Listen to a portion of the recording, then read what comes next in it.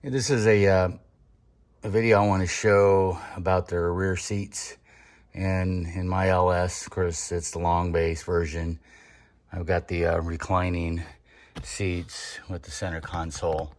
The question that has come up in the past is if there's any filters underneath these guys like we do in the front seats that I've showed you in another video.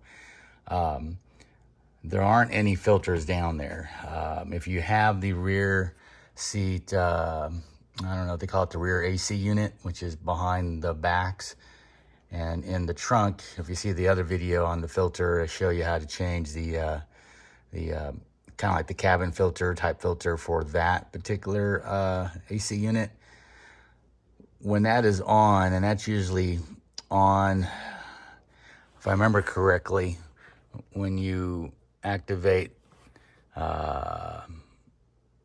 the cooling for the rear seat control, or when you turn on the knob there for the heat and the cool for the seats, it turns on the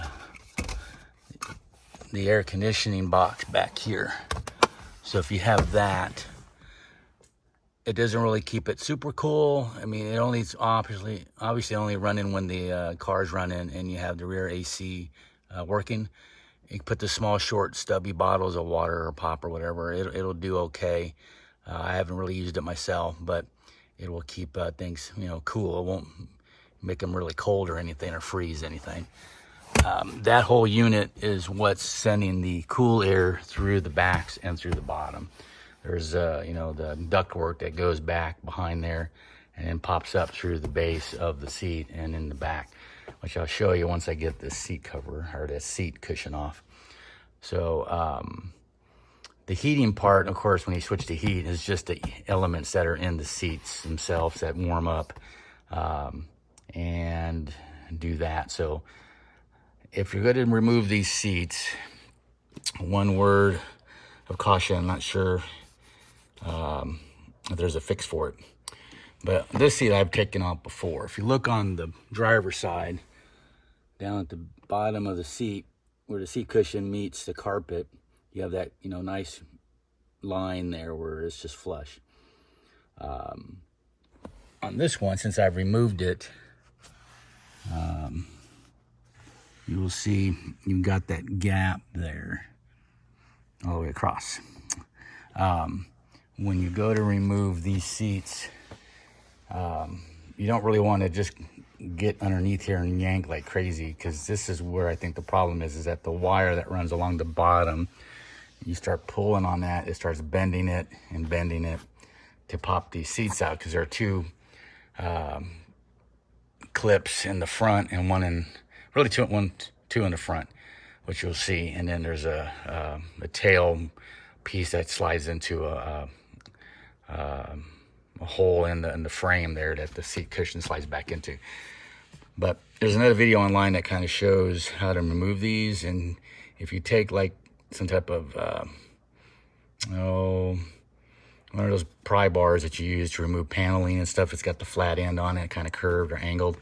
You would kind of get up underneath here, find that rail, the solid piece, and then lift up and then pop forward. And his video, he's obviously did it before he showed it to you, because it just comes up pretty easily. But when I did it, you really still got to put some pressure on it to pop it up.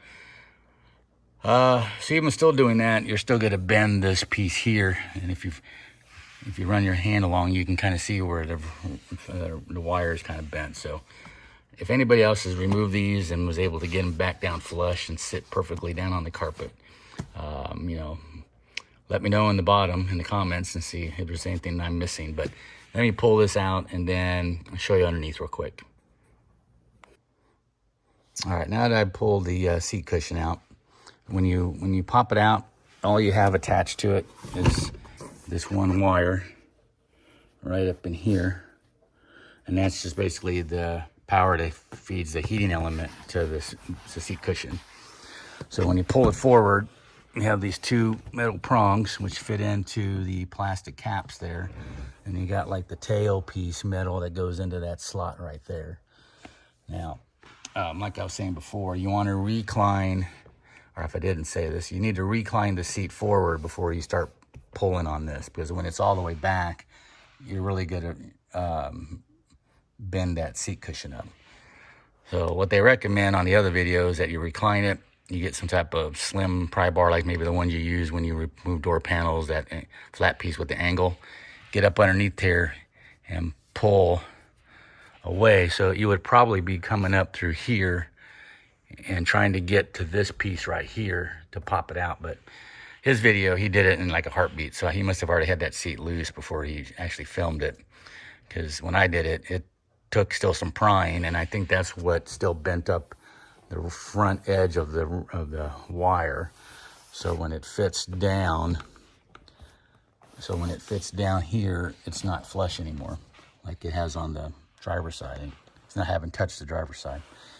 So if anybody of you have removed these cushions yourself and then gotten these guys to sit flush back again, let me know down below, because either something I'm missing or there's an extra something, but it's pretty basic here with 2 prongs. And as much as you push down on the seat cushion to get these guys to go in, you still wind up with that gap. But anyway, as you see here, there's no filters visible on this side. You do have the vent for the cooling air, because remember, the heat is just an element that's in there that is just heats up, and that's the corresponding hole in the bottom of the cushion where that pipes the air out. So the piping comes down, hits the frame, and you see a little, looks like a little fan box. That's all it is.